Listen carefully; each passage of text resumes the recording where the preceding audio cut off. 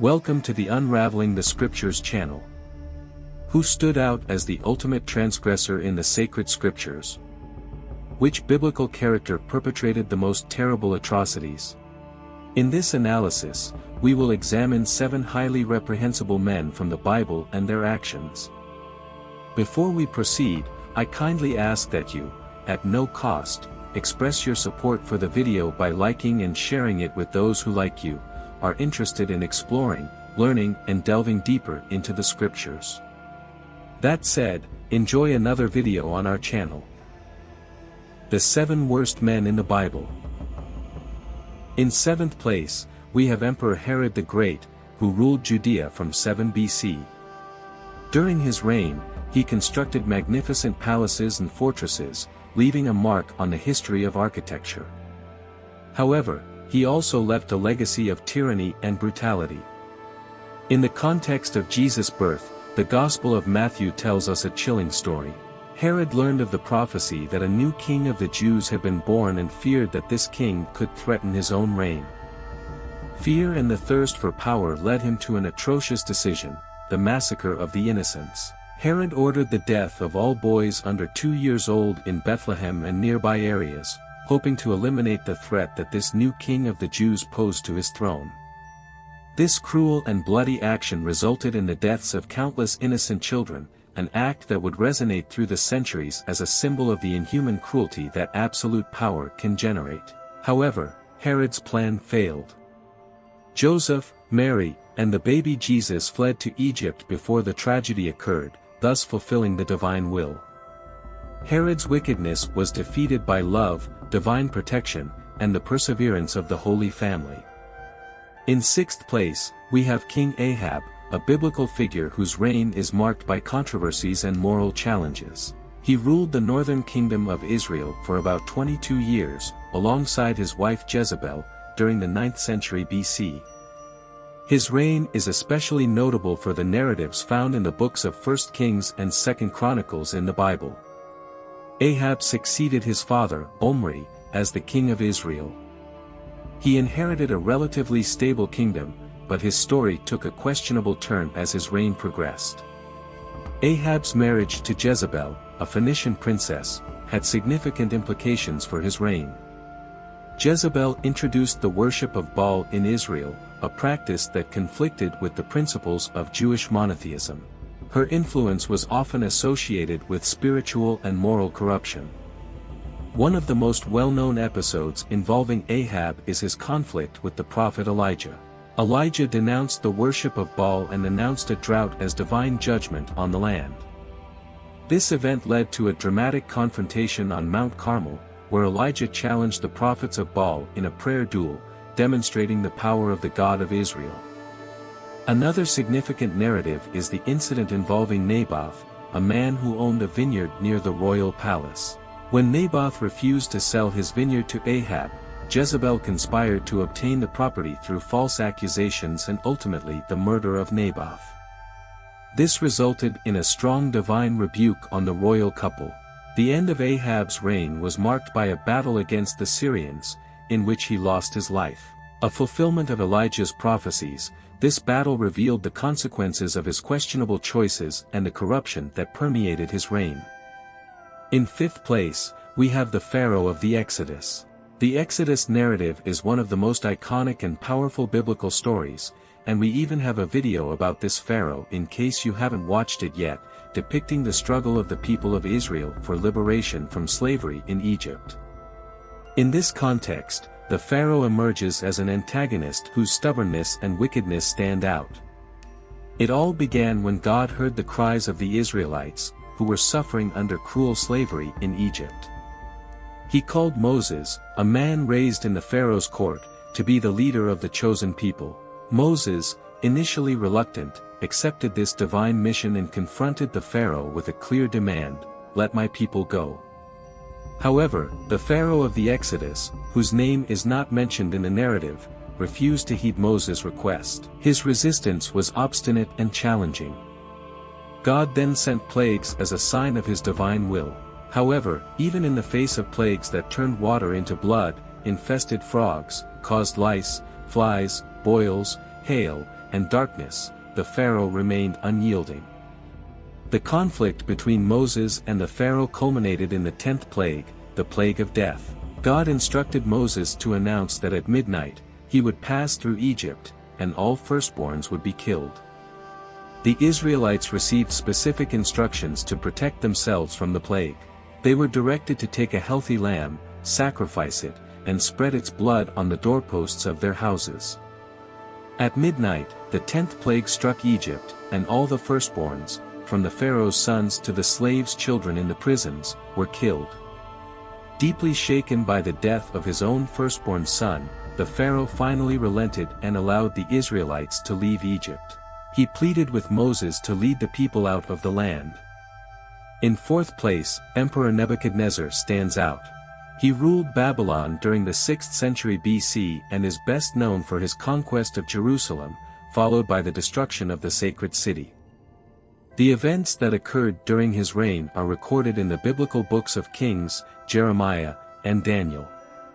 Determined to expand his empire, King Nebuchadnezzar besieged and eventually invaded Jerusalem in 586 BC. This invasion resulted in the devastating destruction of the city, including the looting of Solomon's temple, the spiritual and religious center of the Jewish people. The act of desecration was distressing for the Jews, who witnessed their place of worship being laid waste and plundered. Furthermore, the few survivors of the massacre were deported by Nebuchadnezzar to Babylon, forced to live in exile. This period of exile, known as the Babylonian exile, endured for decades, bringing suffering and desolation to the Jewish people. In third place, we will explore the remarkable story of Nebuchadnezzar II, another Babylonian king mentioned in the book of Daniel, chapter 3. The emperor had erected a colossal statue of gold in his capital, Babylon.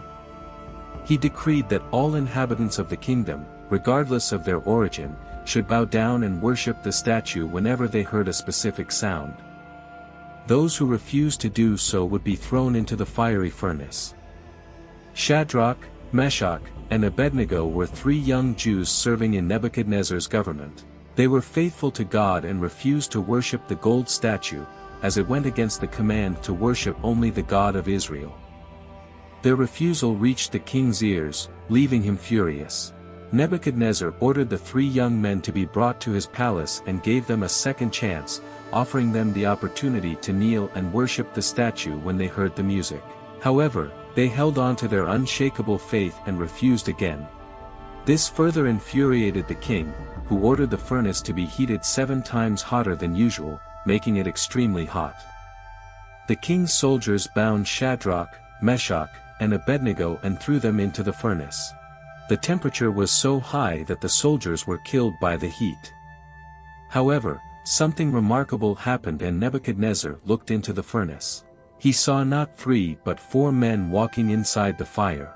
They were not burned, and their clothes were undamaged. The 4th man had a divine appearance, and the presence of God was with them.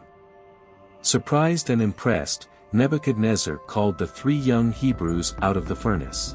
They emerged unharmed, not even smelling of smoke on their clothes. Nebuchadnezzar was amazed by the power of the God that the 3 young men worshipped and praised their unshakable faith. He issued a decree proclaiming that the God of Shadrach, Meshach, and Abednego was the supreme God, and no one should speak against him under the penalty of punishment. Second, we have the remarkable Saul, the first king of Israel chosen by God to lead his people. Initially, Saul appeared to be a suitable candidate to lead Israel, being tall and impressive, chosen by the prophet Samuel with the approval of the people. Early in his reign, he demonstrated leadership qualities by defending Israel against enemies and unifying the tribes under his rule. However, over time, his attitudes and actions drove him away from the will of God. One of the first notable transgressions occurred in a moment of impatience, when he offered a sacrifice to God, directly disobeying the instructions of the prophet Samuel. This revealed his lack of confidence in divine guidance and his desire to act independently of God. Another serious disobedience occurred during a battle against the Amalekites. God had commanded Saul to completely destroy this people, but he spared King Agag and part of the cattle, disobeying the divine command of total destruction of the enemies. Envy and jealousy also became hallmarks of Saul's reign. When David, a young shepherd, emerged as a hero by defeating the giant Goliath, Saul became jealous of his popularity and tried to kill him several times, revealing a bitter heart and lack of recognition of God's purpose for David as Israel's future king. Moreover, in times of despair, Saul sought guidance from sources forbidden by the law of God, such as a sorceress of Endor, an action considered an abomination, demonstrating a lack of faith and dependence on God. Because of his multiple disobediences and genuine lack of repentance, God withdrew his blessing from Saul and rejected him as king. Later, Saul was surrounded by enemies and killed in a battle. Finally, the first place could not be occupied by anyone other than Judas Iscariot. Judas was one of the 12 apostles chosen by Jesus to accompany him in his earthly ministry, enjoying the confidence and closeness of being among the Master's closest disciples, witnessing his teachings and miracles. However, his story is marked by the tragic moment when he betrayed Jesus for 30 pieces of silver. Judas' betrayal occurred during the Last Supper, when he secretly agreed with the Jewish religious authorities to deliver Jesus in exchange for a payment. This act became the starting point for Jesus' arrest, trial, and subsequent crucifixion. Judas' motivation for his betrayal is still the subject of debate and speculation. Some argue that he was unhappy with the direction of Jesus' ministry, while others suggest that financial greed was his main motive. Regardless of his motivation, Judas' betrayal is seen as one of the most infamous and painful acts in Christian history. He identified Jesus to the Roman soldiers with a kiss, leading to the Master's arrest. Subsequently, Judas, distressed by what he had done, tried to return the money of the 30 pieces of silver, but was rejected by the authorities. Consumed by guilt and remorse, he ended up taking his own life, an action often remembered as a sad epilogue to his betrayal.